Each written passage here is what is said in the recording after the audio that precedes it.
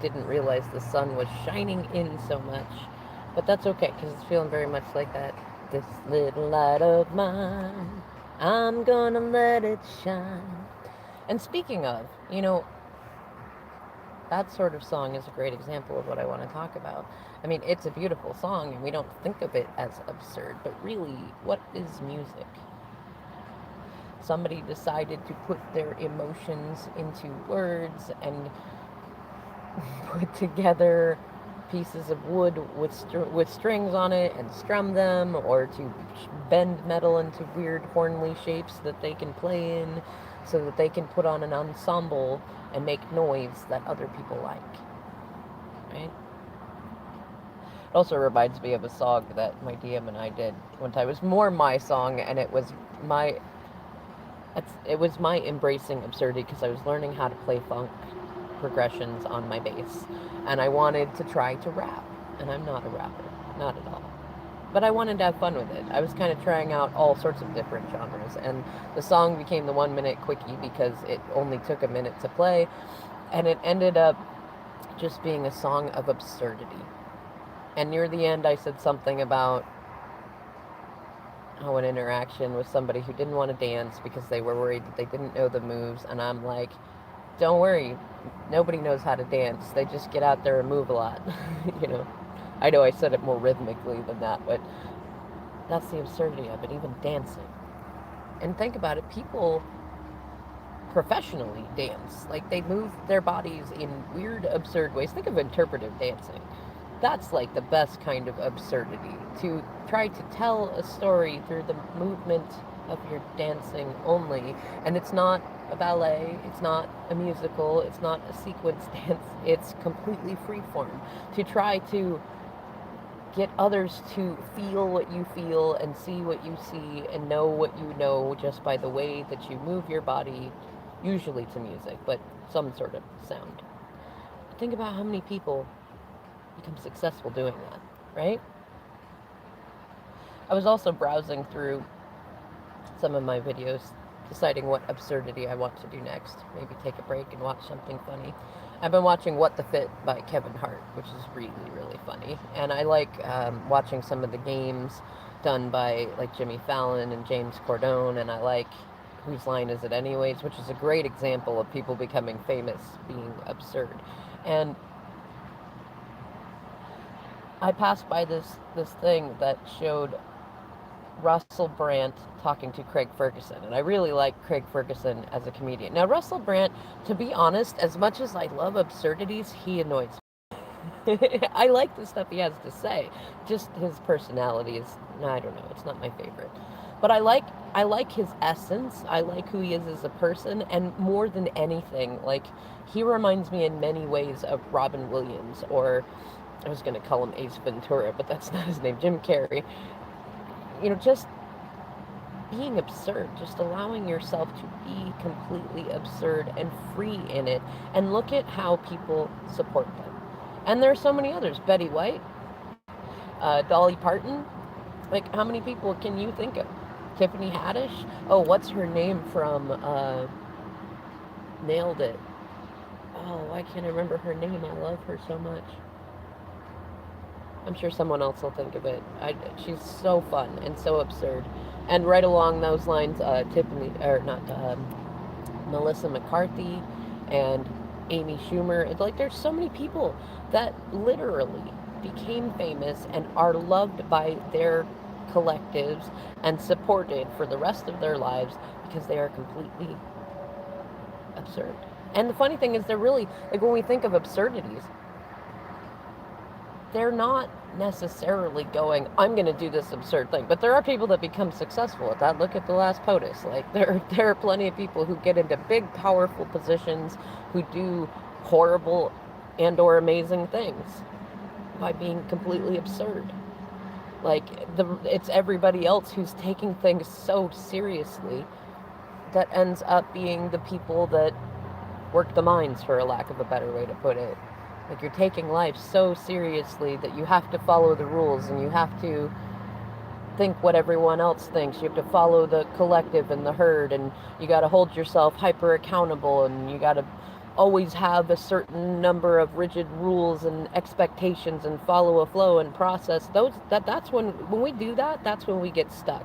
We put ourselves on pedestals, we put others on pedestals, we get into black and white thinking, we do splitting more with ourselves than anybody else.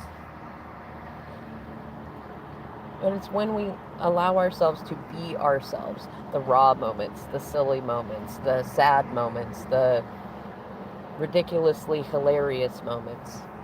When we let ourselves be seen and we embrace our own absurdities. I mean, maybe you like to draw silly stick figures, or maybe you like to tell funny jokes, or maybe you love to banter with people and be like outrageously, not flirtatious, but like you really enjoy the interplay of like tantric energy. I mean, heck, look at Robin Williams or Bob Saget. That was half of their their shows, right?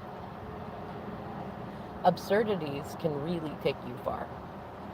And I started an energy with a tribe sister a year ago of embrace the absurd. And I can say I've never been happier with such a life mantra as that. I know that there will be another one that'll come along, and that's a wonderful absurdity to embrace. But right now, I'm really loving that one.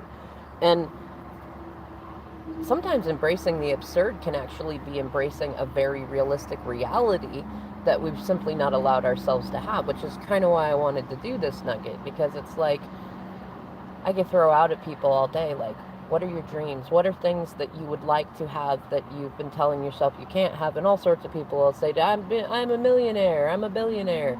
And you can tell, like, they're in that place of like, yeah, right. Yeah, right. Just because I tell myself that, it's not true. Well, I mean, you're right.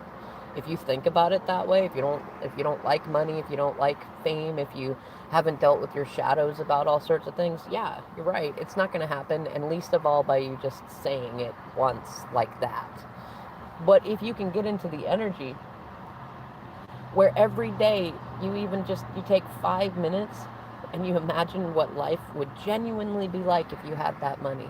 Let's say that you won like a $4 billion lotto. What charities would you start? Like, would you start one for kids that would bring wonderful absurdities into their life that they don't typically get? Maybe for orphans or foster kids. Would you start I don't know, a charity for clowns? Maybe there's a lot more people in your area who really want to learn to take on the profession of clowning. And you know how to be... I don't even know how to put it. You know how to be a clown. Maybe you're a natural type of person that not only can you juggle, but you know how you have the power of making people laugh even in the moments when they're crying deeply. You can bring joy to people, right? That's what clowning effectively is, bringing joy to people. And it's another good example now that I think about it. Think about people that dress up as clowns.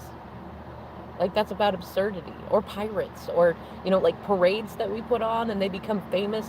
People go to parades every year just to see the absurdities. Like, imagine that. If you were to be okay with being seen, being who you are.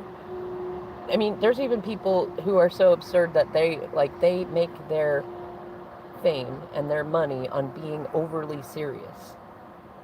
And they're totally not like that in their whole life, but they just love the idea of just, I'm very, very serious, right? And people laugh. They love that. It brings people joy. They know that they're faking it. What can you do? What's your absurdity? I mean, sure, maybe you are a rule follower and you like that. So write a new book of rules. I don't know. But do something that allows you to be yourself in all your absurdity. Maybe you share your emotions. Maybe you share your story. Maybe you come up with something new to juggle that nobody else has juggled before. I mean, I know there's chainsaws and bowling balls and knives and things like that, but maybe, I don't know, juggle ducks. Is there anybody who juggles rubber duckies? Look for something that brings you joy just to do it in your own right. That could even be something like tarot reading or astrology.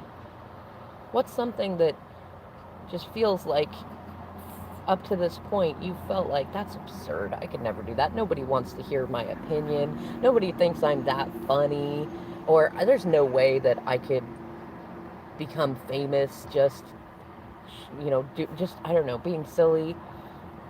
And then imagine if that was reversed, that you really actually could, and start writing down a list of all the people you can think of that have made their fame on being absurd. You know, one of my favorite examples, Dolly Parton is one of my absolute favorite musicians, and she was born on my mother-in-law's, the same date, not the same year, birth date.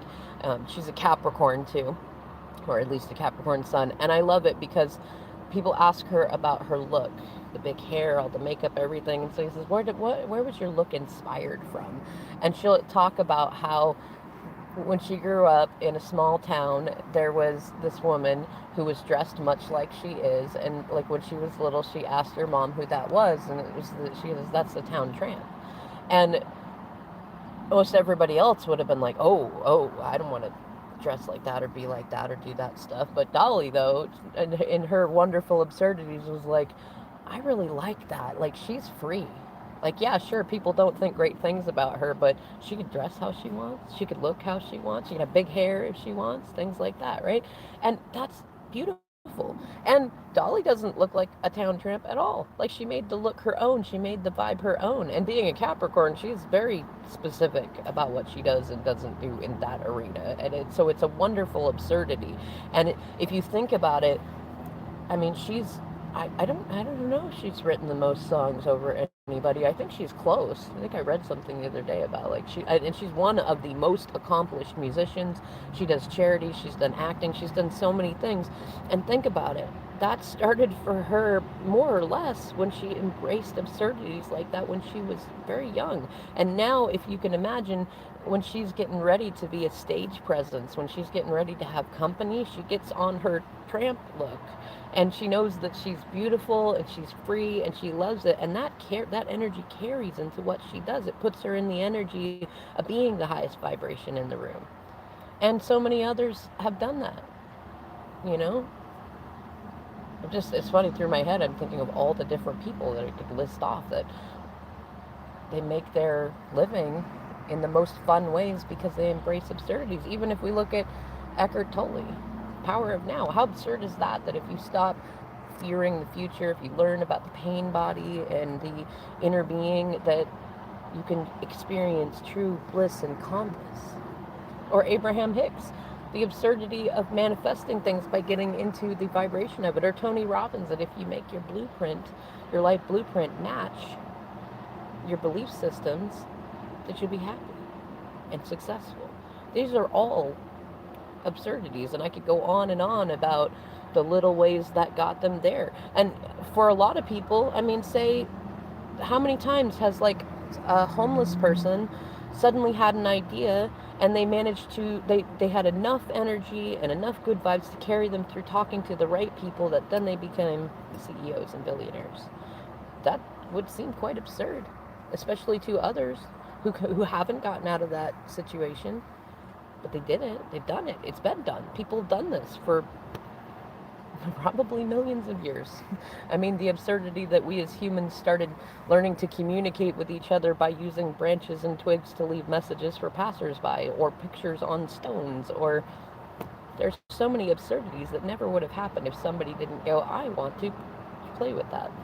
"I want to do that. I know there's a way to do this." Or by creating dramas, by writing stories. And look at how much of the human existence has been carried so long on myths.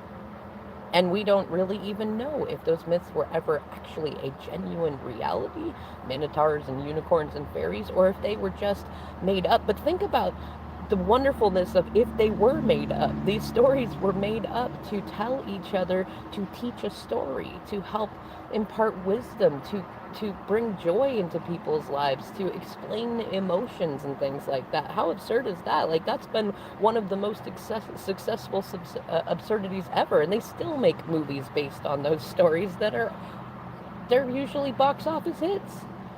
Think about Gladiator, for that matter, you know, or Clash of the Titans. Absurdities, really, it can bring you success. You just have to be willing to be seen, to be willing to present them, to be willing to do the thing, to be willing to have the thought that it is you. Can't, not just it can be you, it is you. All right, well, I'm going to leave this nugget here.